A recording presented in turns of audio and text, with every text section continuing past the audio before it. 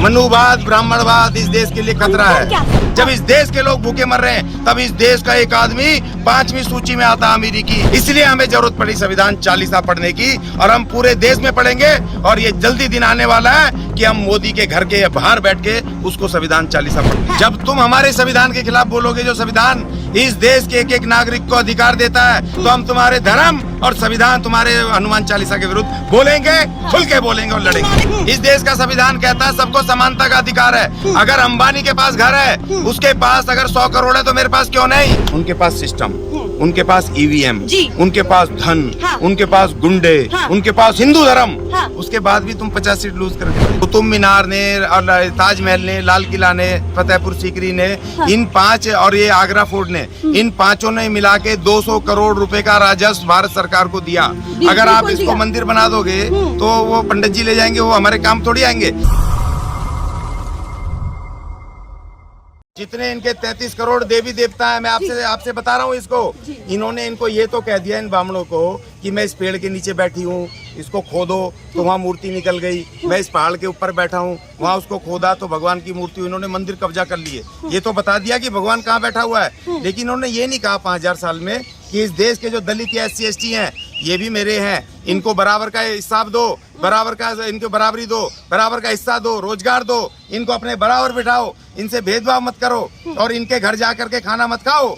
तुम इनको अपने घर बुला करके खाना खिलाओ, अपनी पत्नी से बनवा करके अपने चौके में बैठ के खाना खिलाओ। ये तो किसी भगवान ने नहीं कहा। तो आपको लगता है कि परिवार के बच्चों में भेदभाव किया जा रहा है? बिल्कुल किया जा रहा है, अभी भी लगता है? बिल्कुल लगता है। और ब्राह्मणवादी पर आपने सबसे खास तौर पर जोर डाला है, तो कहीं ना कहीं वो भी भड़केंगे, तो क्या कहना चाहते हैं? नहीं, हमारी लड़ाई ब्राह्मणवाद एक विचार है और मनुवाद ये एक संविधान है, उनका आचार संहिता है। बहुमत लोगों को उनके अधिकार छीनने का, उनको विक्टिमाइज करने का, उनके ऊपर शोषण करने का, ठीक है ना, वो एक विचारधारा, उसके खिलाफ हम खुल के ब्राह्मणवाद और मनुवाद बोलते हैं। तो उसमें ब्राह्मण कहाँ गया? बहुत सारे ब्राह्मण ऐसे जो प्रोग्रेसिव है, जो आकर के समर्थन भी करते हैं, ऐसा नहीं है। और जो लड़ते हैं, मनोज झा जैसे पार्लियामेंट में लड़ते हैं, वहाँ पर इनके उसके खिलाफ लड़ते हैं, तो हमने उसके व्यक्तिगत नहीं कहा। मनुवाद, ब्राह्मणवाद इस देश के लिए खतरा है। क्या समझते हैं ब्राह्मण? तो सभी यही सोचेंगे कि ब्राह्मणवाद या ब्राह्मणों की जो विचारधारा की वो सभी को बोला जा रहा। अंतर क्या है कि कौन? ये अंतर उनको समझना पड़ेगा।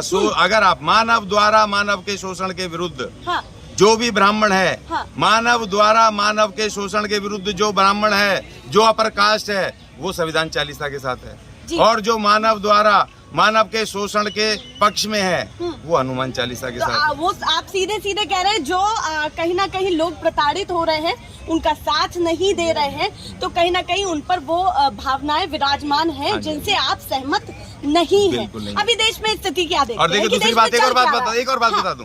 ये ऐसा नहीं है कि वहाँ जो हनुमान 40 कर रहे हैं या उपद्रव मचा रहे हैं, ये खाली वो ब्राह्मण या वो दूसरे अपर कास्ट ही हैं। इसमें इन्होंने बहुत सारे हमारे लोगों को भी मिला रखा, उनके दिमाग में डाल दिया कुछ उल्टा सीधा, तो उनको संविधान से अलग करके कुछ धार्मिक भावनाएं बना दी। तो उसमें कुछ वो दूसरे भी लोग हैं, दूसरे मजदूर वर्ग, फलाने वर्ग, जो कि अपनी मजदूरी नहीं मांग रहे, अपनी पक्की नौकरी नहीं मांग रहे, मगर वो कह रहे हैं कि भैया इस कुतुब मीनार में ये विष्णु स्तंभ लगा दो। अब उस मूर्ख को ये नहीं पता कि ये जो कुतुब मीनार है, सुनिए, वही मैं कह रहा हूँ।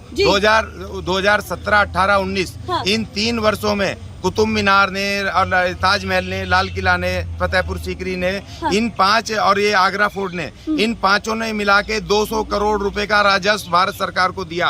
अगर आप इसको मंदिर बना दोगे, तो वो पंडित जी ले जाएंगे, वो हमारे काम थोड़ी आएंगे। अब जो 200 करोड़ का राजस्व था, उसमें हमारा भी 22.5% हमें मिला SC ST को, उसमें शिक्षा में, रोजगार में, डेवलपमेंट में, और वो 200 करोड़ का रोजगार हर नागरिक को मिला। मतलब SC ST इसमें अपना कहीं ना कहीं नुकसान मानता है कि अगर मंदिर बने तो हमारा नुकसान होगा। सिर्फ हमारा नहीं, देश के एक नागरिक का, महिलाओं का, मजदूरों का, सब नागरिकों का, क्योंकि वो पैसा जो आया ताजमहल से और इन मोनूमेंट से, कुतुब मीनार से जो आया पैसा सरकारी खजाने में, तो वो डेवलपमेंट, अगर सड़क बन रही है तो सबके लिए बन रही है। SC ST तो चलेंगे नहीं इस पे।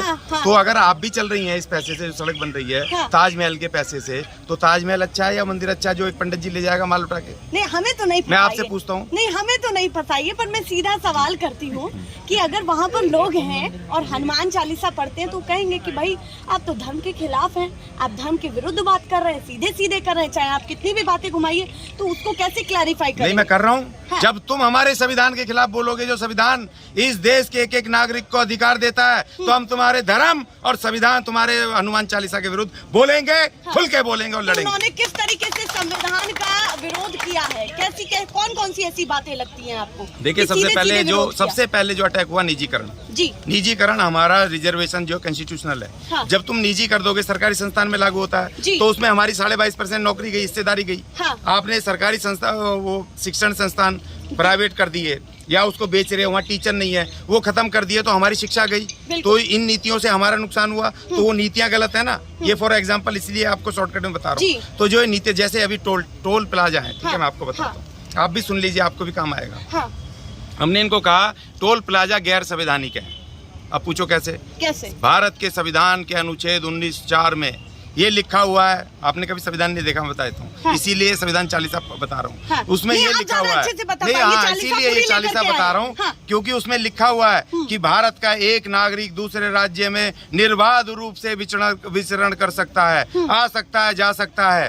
अब अगर मैं गाड़ी लेके किसी टोल प्लाजा पर चला जाऊँ, मेरे पास टोल देने के पैसे ना हो, तो रोक लेंगे। बाउंसर रखे हुए हैं वहाँ, गुंडे रखे हुए हैं, मुझे जाने नहीं देंगे। तो क्या संविधान के आर्टिकल 19 का उल्लंघन नहीं हुआ? तो रास्ते तो बहुत सारे हैं, और नहीं भी है बहुत ना, सारे बताओ कहाँ है? रास्ते। सब घेर लिए, अब तो भैया सब घेर इतना लिए, जुगाड़ लगाते हैं, ये देश है सब भारत। घेर लिए, सब घेर लिए, चारों तरफ टोल बना दिए, हाँ। कहीं से नहीं जाने देंगे। हाँ। हमने कहा इनको, हाँ। गडकरी को 4 नोटिस दे दिए और धरना, मतलब जनता इसलिए से तेज सरकार चल रही है, आपको लगता है? वो बेईमानी कर रहे हैं। आप मुझे एक हाँ। बात बताओ, चलो हाँ। मैं आपकी बात कहता हूँ। जी। आप टोल प्लाजा पे गए, हाँ। आपके पास वो फास्टैग नहीं है, हाँ। आपने क्या, क्योंकि आप 6 महीने में, साल में एक बार जाते हो, हाँ। गाड़ी तो है, ले ली जी। किस्तों पे, जी। चले गए बच्चों को लेके घूमने या परिवार के साथ, और टोल प्लाजा पे जाके फास्टैग नहीं है, आपने कैश में पैसे देने चाहे, जी। तो वो कह रहे हैं कि कैश, तुम तो गुनाह कर रहे हो, हाँ। तुम तो देशद्रोही हो, हाँ। डबल पैसे दो, जी। 100 नहीं लेंगे, 200 दो। हाँ। ये किस बात की सजा दे रहे हो भाई?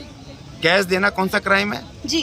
क्यों, क्या क्राइम है? हाँ। तो हम इस विरुद्ध इसके डिजिटल बात बना कर रहे रहे हैं, हैं। आपको डिजिटल बना रहे, क्यों नहीं बनना चाह रहे? उन देश को आगे कंपनियों नहीं को- पहुंचा रहे। उन- एक तरफ आप बात करते हैं कि संविधान चालीसा, देश की उन्नति की बात करते हैं, वहीं कहाँ आप हो रही है डिजिटल इंडिया से उन्नति? कहाँ हो रही पीछे है पहुंच जाते उन्नति? हैं। कहाँ हो रही है वो तो आप ही बता उन्नति? पाएंगे। मुझे बताओ ना।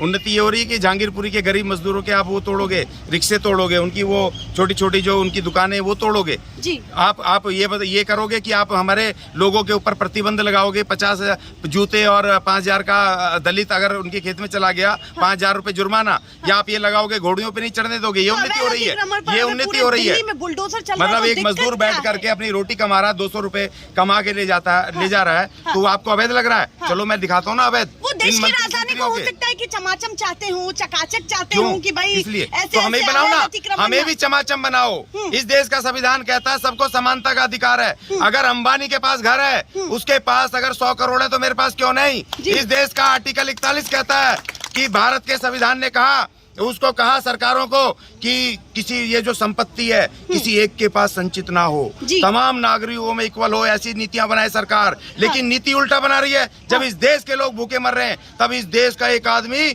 5वीं सूची में आता अमीरी की पूरे दुनिया में, और एक आदमी एशिया का नंबर 1 मालदार बनता है। क्यों भाई? कौन सी नीति बना रहे हो? संविधान के खिलाफ काम कर रहे हो। इसलिए हमें जरूरत पड़ी संविधान चालीसा पढ़ने की, और हम पूरे देश में पढ़ेंगे। और ये जल्दी दिन आने वाला है कि हम मोदी के घर के बाहर बैठ के उसको संविधान चालीसा पढ़ाएंगे। तो अब हनुमान चालीसा पर संविधान चालीसा भारी पड़ने वाली है, सीधे पढ़ा हुआ है। हाँ। वो तो 26 जनवरी 1950 को ही पड़ गया था। सरकार नहीं सुनी तो फिर क्या करेंगे? बदल देंगे। अच्छा, बदल देंगे। हाँ। बदल देंगे। बदल पाएगी? यूपी में तो ना बदल पाएगी। देखिए यूपी में बिहार में भी बहुत जोर लगाया था। यूपी में 50 सीटें कम हुई हैं, वोट कम हुआ, ये नहीं देख रहे आप? अच्छा, फिर उनके पास सिस्टम, मतलब आप कह रहे हैं कि देखिए सुनिए, देखिए उसके बाद नहीं, विपक्ष नहीं, मैं विपक्ष नहीं कह रहा हूँ, मैं बात कर रही हूँ। मुझे सुनिए नहीं, देखिए उनके पास सिस्टम, उनके पास ईवीएम, उनके पास धन, उनके पास गुंडे, उनके पास हिंदू धर्म, उसके बाद भी तुम 50 सीट लूज करके भाई जी, तो इसका मतलब तुम्हारा अंत निकट आ रहा है जी। बदल देंगे, धीरे धीरे बदल देंगे, धीरे नहीं, बहुत जल्दी बदलेंगे।